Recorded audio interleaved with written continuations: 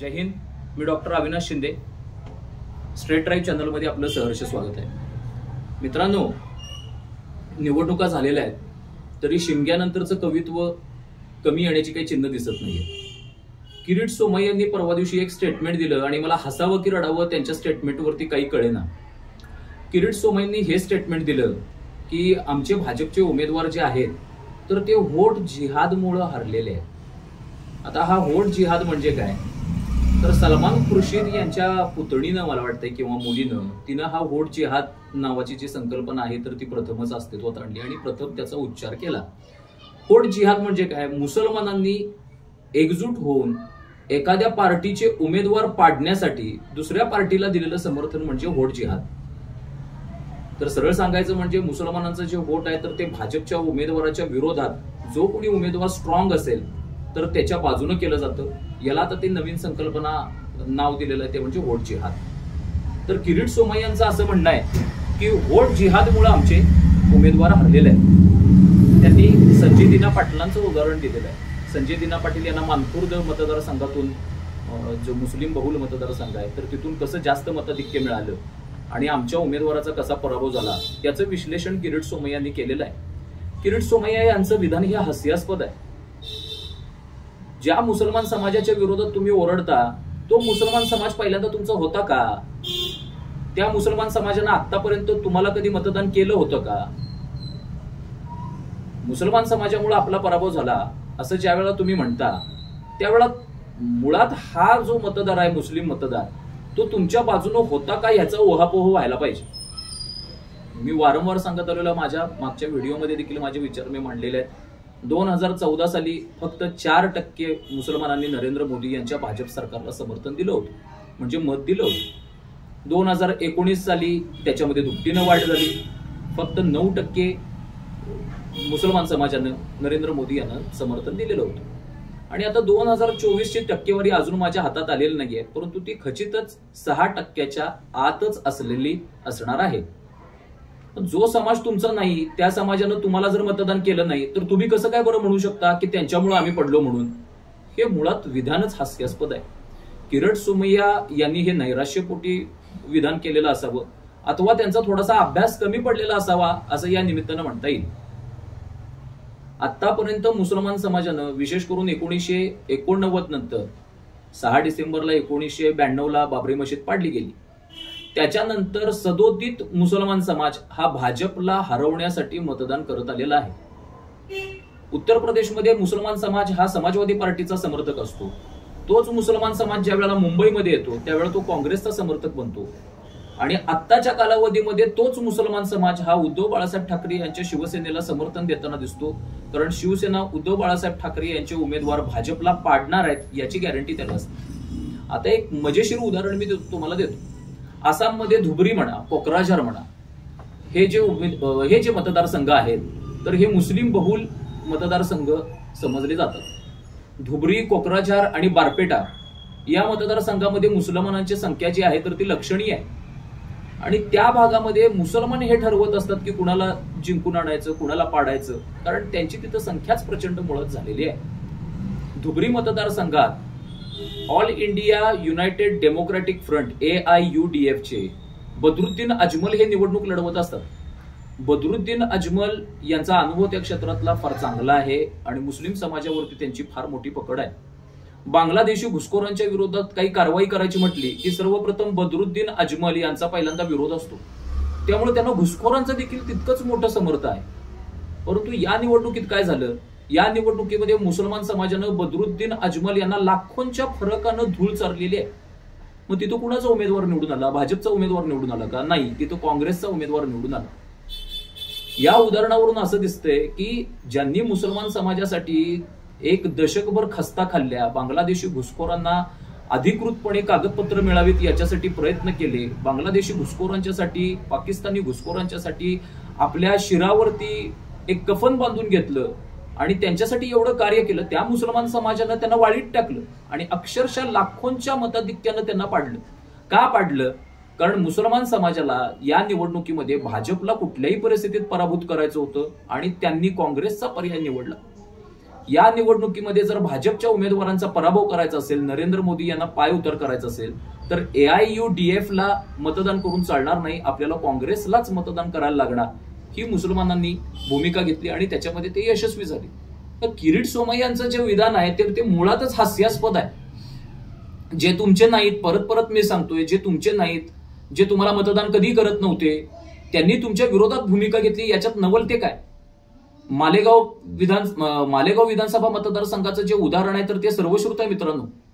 कसा एनडीएचा उमेदवार जो आहे तर तो 5ही विधानसभा मतदारसंघातून आघाडीवरती होता. अक्षरशः 1,84,000 असं काहीतरी त्याला मताधिक्य मिळालं होतं आणि मालेगाव मधून त्याला 1,98,000 मतदान मिळतंय. फक्त 4,000चं मतदान इकडे एनडीएच्या उमेदवाराला मिळतंय. यावरून मुसलमानांनी किती संघटितपणे आणि प्रत्येक मुसलमानांना रस्त्यावरती उतरून भाजपच्या विरोधात कसं मतदान केलेलं आहे याची चुणूक तुम्हाला बघायला मिळाली असेल. आणि त्याच्याबद्दल मुसलमानांना वाईट ठरवण्याची किंवा त्यांना एक व्हिलन ठरवण्याची काहीच गरज नाहीये. मुसलमानांचा हा एक कॉन्स्टिट्युशनल राईट आहे, हा एक संविधानात्मक हक्क आहे की त्यांनी कुठल्या पार्टीला मतदान करायचं. त्यांना बीजेपीला मतदान करायचं नाहीये, तो त्यांचा हक्क आहे आणि हा बाबासाहेबांच्या संविधानात त्यांना दिलेला आहे. त्यामुळे त्यांच्यावरती चिडून फायदा तो काय? आतापर्यंत भाजप हा मुसलमानांच्या विरोधात निवडणुका लढवत आला आणि मुसलमानांच्या विरोधात निवडणुका जिंकत आला. कारण यापूर्वी भाजपला कधीही मुसलमानांचं समर्थन मिळालेलं नाही. त्यांनी कितीही भाजपनं त्यांच्यासाठी कार्य करू देत. नरेंद्र मोदी यांचा फोकस नेहमी पसमानदा मुसलमानांच्या वरती राहिलेला आहे. जे लाभार्थी राहतील, ज्यांना शासनाच्या विविध योजनांचा लाभ मिळेल, असं नरेंद्र मोदी यांचा होरा होता.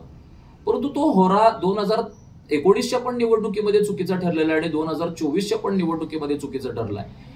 मी याही पुढे जाऊन असं म्हणेन की उत्तर प्रदेशमध्ये ज्या 2022 साली निवडणुका झाल्या तर त्या निवडणुकीमध्ये देखील नरेंद्र मोदी यांचा होरा हा चुकलेला आहे. नरेंद्र मोदी यांना 2014 आणि 2019 मध्ये यश कशामुळे मिळालं तर याचं उत्तर रिव्हर्स पोलरायझेशन या इंग्लिश शब्दामध्ये दडलेलं आहे. रिव्हर्स पोलरायझेशन म्हणजे काय तर मुसलमान एका बाजूने जर संघटित होत असतील तर त्यांच्या विरोधात हिंदूंना संघटित करा.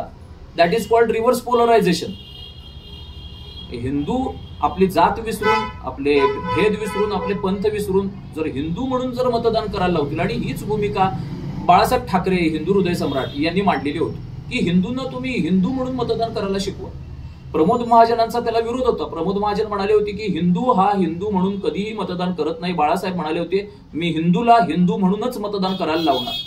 आणि बाळासाहेबांच्या पाठीमागं जो काही पाठिंबा हिंदू समाजाचा उभा राहिला आणि बाळासाहेब हे हिंदू हृदय सम्राट बनले. 1995 साली बाळासाहेबांचं जे सरकार आलं ते हिंदू मतांच्या पाठिंब्यामुळेच बाळासाहेबांचं सरकार आलं आणि त्यावेळेला मनोहर जोशी, आता ते दिवंगत झालेले आहेत, तर ते मुख्यमंत्री आपल्याला बनले होते. हा सगळा इतिहास झाला. त्याच्यामुळे मुसलमानांना शिव्या देऊन काय फायदा आहे? तुमच्या जवळ हिंदू मतांचं पोलरायझेशन करायची नामी संधी आली होती. तुम्हाला काही कारणामुळे हिंदू मतांनीच धोका दिलेला आहे. उत्तर प्रदेशमध्ये हिंदू मतं तुमच्या पाठीमागं उभी टाकली नाही, ती जाती जातीमध्ये विभागली गेली. मग त्याला कारण काही असो, संविधान बचाव असेल किंवा राहुल गांधींचा खटाखट 8,500 प्रत्येकाच्या खात्यामध्ये मिळतील असं एक धोरण राहुल गांधींनी स्पष्ट केलं होतं ते असेल, त्याच्यामुळे हिंदू समाज जो आहे तर तो विखुरला गेला आणि मुसलमान समाजाचं एक गट्टा मतदान जे आहे तर ते काँग्रेस आणि समाजवादी पार्टीला पडलं. तर किरीट सोमय्या यांनी असा दावा मुळीच करू नये की आमच्या ज्या सीट्स पडल्या तर त्या व्होट जिहादमुळे पडल्या. मग तुमचे व्होट्स काय करत होते? मुसलमानांनी एकजूट होऊन मतदान केलं. मुसलमानांनी त्यांच्या अपंगापासून त्यांच्या परदेशामध्ये असणाऱ्या पाहुण्यांपर्यंत, परदेशात असणाऱ्या पाहुण्यांपासून त्यांच्या प्रत्येक खालच्या थरापर्यंत सर्व मुस्लिम बांधवांना त्यांनी बाहेर काढलं आणि मतदारसंघात यावं लागलं त्यांना आणि ईव्हीएम मध्ये हाताचं किंवा तुमचं सायकलचं बटन दाबावं लागलं त्यांना. कारण त्यांना नरेंद्र मोदी यांची कुठल्याही परिस्थितीत पंतप्रधान पदावरून गच्छंती करायची होती. त्यांच्या समोरचं टार्गेट स्पष्ट होतं मित्रांनो. तसं आपल्या हिंदू समाजासमोर ती काय टार्गेट होतं का? हिंदू समाजावर समोर काय तुम्ही एखादं नॅरेटिव्ह सेट केलं होतं का की हे केल्यानंतर तुम्हाला असा फायदा मिळेल, ते केल्यानंतर तुम्हाला तसा फायदा मिळेल, त्यामुळे तुम्ही भाजपला व्होट करावं? तुम्ही या भ्रमातच राहिला की मी राम मंदिर बांधले, हिंदू समाज माझ्या पाठीमागं फरफटत येईल. मी 317व कलम रद्द केले, हिंदू समाज पाठीमागं माझ्या फरफटत येईल. आणि तुम्ही पसमंदा मुसलमानांची हांजी करत राहिला. मुळात बीजेपीनं हे समजलं पाहिजे की त्यांचा कोर मतदार कोणता आहे. त्या कोर मतदाराला, कोर मतदार म्हणजे काय, त्यांचा मूळ मतदार गाभा, हा त्यांनी तो लक्षात ठेवला पाहिजे. त्यांना कुठचा वर्ग मतदार करतो त्यांना खुश करणाऱ्या योजना, जसं काँग्रेस आणि राष्ट्रवादी आणि समाजवादी पार्टी हे तथाकथित सेक्युलर पक्ष आखतात, आपल्या व्होट बँकला खुश करतात, तशा योजना तुम्ही आखायला पाहिजे. नाहीतर तुमचं पुढच्या निवडणुकीमध्ये काहीच खैर नाहीये. आता एक दुसऱ्या मुद्द्याकडे वळूया की नरेंद्र मोदी यांच्या मंत्रिमंडळामध्ये एकही मुसलमान मंत्री नाहीये असं तथाकथित सेक्युलर पत्रकार आता बडबडायला लागलेत आणि त्यांची पोपटपंची चालू झालेली आहे. माझं एकच म्हणणं आहे, नरेंद्र मोदी यांनी या पोपटपंचीकडे आणि या कुत्र्यांच्या भुंकण्याकडे बिलकुल लक्ष देऊ नये. कारण हिंदीमध्ये एक वाक्य आहे की हाती चले अपनी चाल, कुत्ते भौके हजार. नरेंद्र मोदी यांनी मुसलमानांना मंत्रिमंडळामध्ये घेतलं तरी नरेंद्र मोदी यांच्या विरोधात हे असे बोंबलायला लागतील की ही हिंदुत्व निष्ठ असून देखील आता अल्पसंख्याकांचं लांबूल चलन करायला लागलेत. आणि काँग्रेसवरती जे आरोप करायचे नरेंद्र मोदी, तर त्याचा आता त्यांना काही अधिकार राहिलेला नाहीये. आणि मुसलमानांना समजा घेतलंच नाही तर हेच पत्रकार बोंबलायला चालू होतात की अल्पसंख्याकांना प्रतिनिधित्व मिळत नाहीये. नरेंद्र मोदी हे पूर्णपणे अल्पसंख्याकांच्या विरोधात आहेत. मुळात माझा प्रश्न असा आहे की नरेंद्र मोदी यांनी एखाद्या मुसलमानाला त्यांच्या मंत्रिमंडळामध्ये घ्यावं का? कारण सध्या कसं आहे की सध्या हा सगळा जो मामला असतो, सध्या व्यवहारीपणाचं जग राहिलेलं आहे मित्रांनो. भाव, भावना, प्रेम, आपुलकी यांना स्थान नाही आणि राजकारणामध्ये तर बिलकुल नाही. नरेंद्र मोदी स्वतःचा पक्ष वाढवण्यासाठी, 100% भाजप करण्यासाठी जर उद्धव ठाकरे यांना धोबी पछाड देऊ शकत असतील तर त्यांच्या दृष्टिकोनातून मुसलमान ही काही फारशी मोठी गोष्ट नाहीये मित्रांनो. मुसलमानांना त्यांनी मंत्रिमंडळात का घ्यावं? ज्या मुसलमानांनी त्यांना 2 ते 4% मतदान दिलेलं आहे त्या मंत्रिमंडळात त्यांना स्थान का द्यावं? आणि हे जे पत्रकार कुणी अशी चाटुगिरी करतायत किंवा असे जे आगपाखड करतायत की नरेंद्र मोदींनी मुसलमानांना किती प्रतिनिधित्व दिलं, मुळात त्यांनी हा प्रश्न विचारला पाहिजे की काँग्रेसनं मुसलमानांना त्यांच्या लोकसंख्येच्या आधारे उमेदवारी तरी दिली का? समाजवादी पार्टीनं उत्तर प्रदेशमध्ये कित्येक मुसलमानांची तिकीटं कापूनही हिंदूंना दिलेली आहेत. तृणमूल काँग्रेसनं कित्येक मुसलमानांची तिकीटं कापूनही हिंदूंना दिलेली आहेत. मग त्यांच्या विरोधात तुम्ही काय म्हणाल? परंतु त्यांच्या विरोधात तुम्ही काही म्हणणार नाही, कारण ते तथाकथित सेक्युलर पक्ष आहेत आणि नरेंद्र मोदी हे जातीयवादी पक्षाची एक प्रमुख आहेत. त्यामुळे ही चाटुकारिता तुम्ही बंद करा. हे डबल स्टँडर्ड जे आहे आणि भंपकबाजी आहे बाकीच्या पत्रकारांची, तर ती बंद झाली पाहिजे असं माझं मत आहे. नरेंद्र मोदी यांना खरोखर जर 2029च्या निवडणुकीमध्ये यश मिळवायचं असेल तर हा मुस्लिम मतांचा जो बागुलबुवा आहे तर तो त्यांना फक्त मोडून काढायला लागेल. त्यांना हिंदू मतांचं संघटितकरण करायला लागेल, हिंदू मतांचं रिव्हर्स पोलरायझेशन करायला लागेल.